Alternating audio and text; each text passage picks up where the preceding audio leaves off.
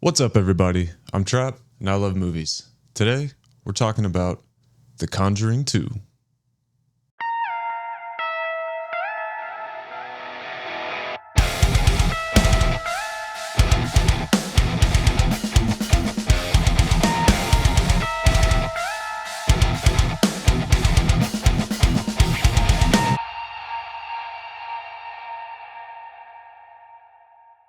So we're back again with Ed and Lorraine Warren on another one of their very famous investigations. This one takes place in 1977 in merry old London, and they're going to help the Hodgins family. If you saw my last video on the first Conjuring film, you know that I'm a big fan of that movie, and this one isn't that different. We all know that most of the time sequels, especially in the horror business, are not that great, but I think this is a really strong follow-up to the first Conjuring film. It's directed by James Wan again, so we get a lot of really cool camera tricks on top of atmosphere and just great cinematography all around. This comes after the not so well received Annabelle movie. I was a little worried when this one was coming out. I enjoy Annabelle. I was scared this is going to be following the downward trend, but to be honest, this is a pretty strong movie for me. Much like the first movie, in my opinion, there's a lot of really great moments in this movie that stuck with me after watching it the first time. But moving right along, what worked for me in this movie? I like the change of scenery. I think it's really cool that we went over to London for this one. It's really dark, cloudy, and rainy, and just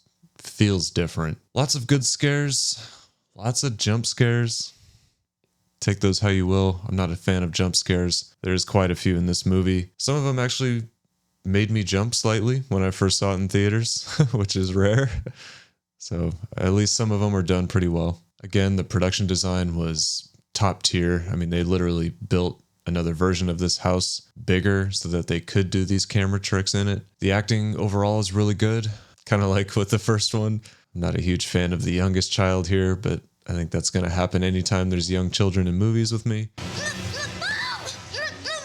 But everyone's acting was really great. We get to see a bit more of the Warrens in their regular home life this time, kind of growing on their characters a bit more, so these things that happen to them are more amplified for us as viewers. The introduction of this movie's demon, I guess, obviously has gone on with 2 spin-off movies.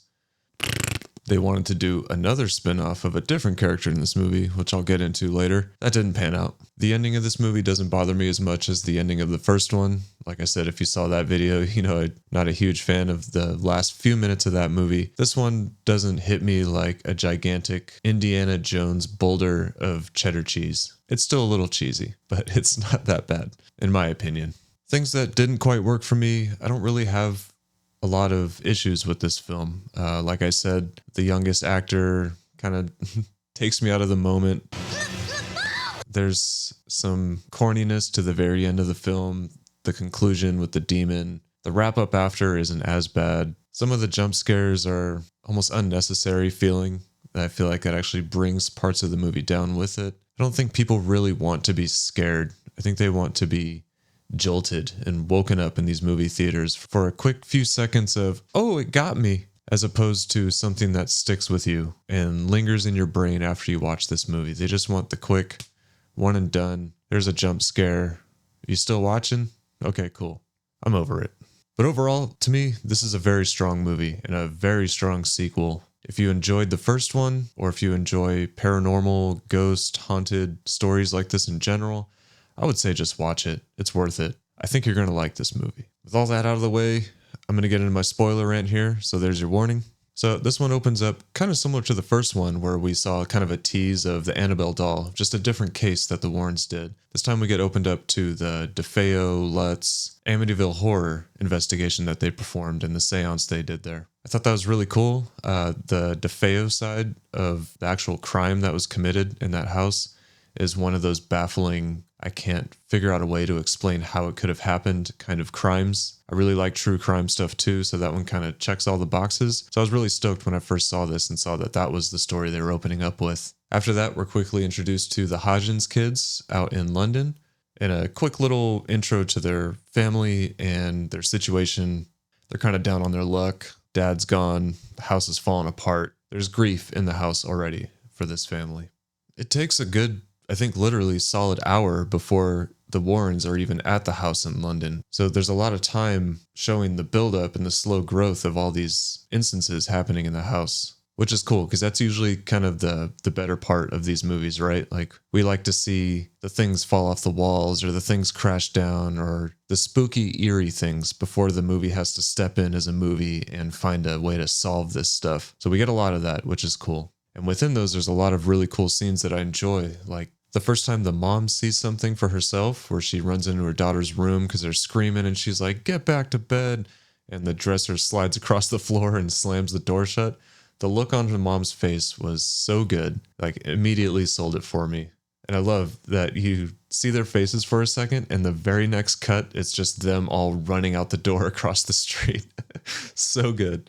Like finally, people making smart decisions in these movies. If you take a close look, all throughout their house, the Warrens' house, you can see Valak written like on the windowsill or on a painting, or it's like everywhere. It's really cool. I love little hidden Easter eggs like that in movies. And I don't remember how many there are, but there's enough to where it's like, that doesn't strike you as odd, you know?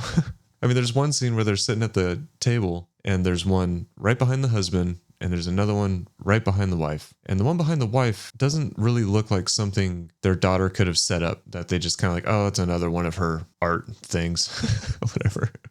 It's like the V is prominent in a little picture or something, but then ALAK is like something right there on the wall. It just doesn't, it looks like it was put there too purposefully. Cool little Easter eggs, either way.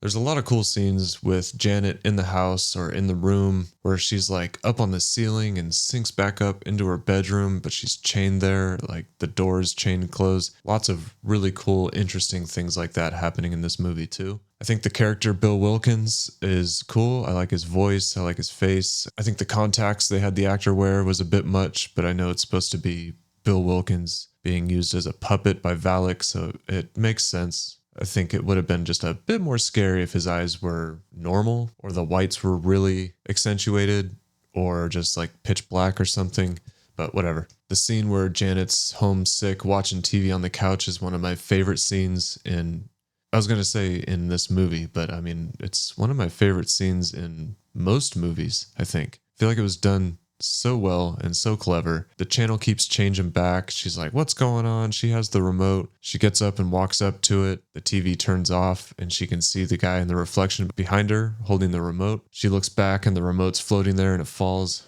Like, that's just so awesome, man.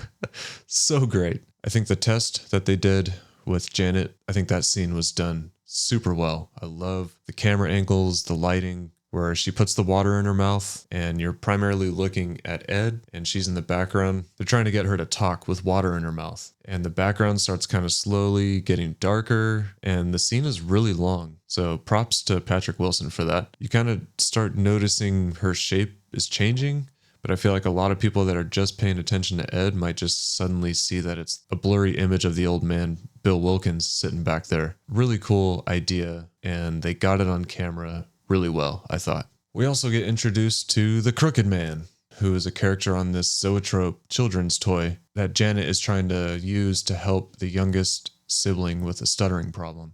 When first watching this movie, I did not make the connection that, at least I'm still assuming, the connection is Valak is also portraying the Crooked Man as a way to torment this family. But after watching this, maybe even the first few times, I literally just thought, like, was the Crooked Man just blasted in there randomly just to throw in extra scares? And then I found out they were planning on making a Crooked Man movie spinoff, and that didn't end up coming into fruition. But still, to this day, watching the movie, it feels like that was put there for the sole purpose of another spinoff, and that kind of pisses me off. It feels out of place. The scenes that he's in are cool. I'll give it that. I enjoy watching them, especially the one at the end where Ed's walking through the house and it kind of slams into this closet and all of a sudden it's coming out of a cupboard in the back or whatever. The design is really cool. The character itself is cool. But in this movie, it felt like, let's try to get another Annabelle going.